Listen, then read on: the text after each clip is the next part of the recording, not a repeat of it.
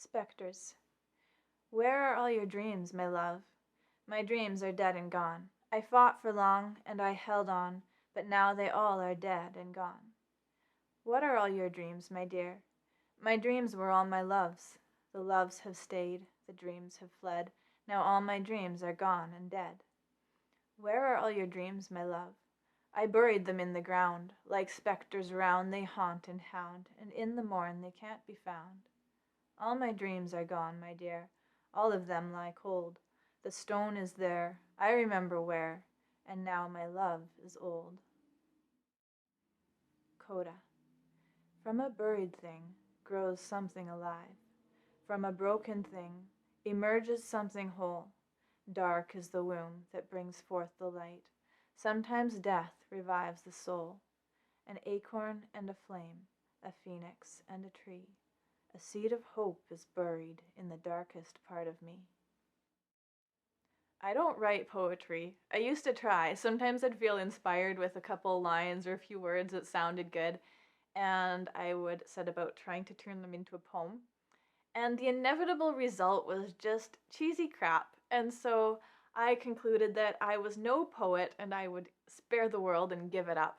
And then a few months ago, I was lying in bed one morning and a couple of lines for Spectres just popped into my head and I liked them. So I set about trying to build a poem around them and got the same results as I always used to.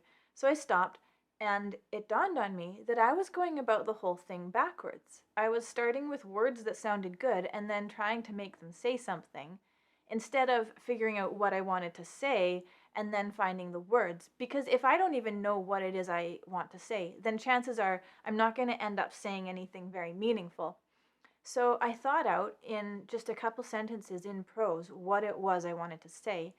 And then the words just started coming, and the first three verses just came like that.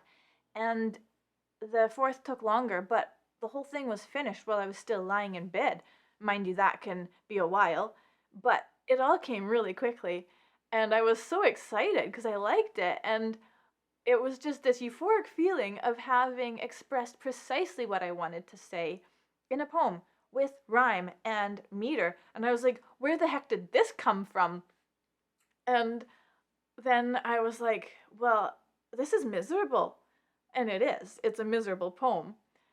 But, it is what it is. It's real. And I wasn't about to cheapen it by trying to force in a positive message or tack on a happy ending or something like that. So I thought, well, I can't share this with anybody or they'll be seriously concerned about me.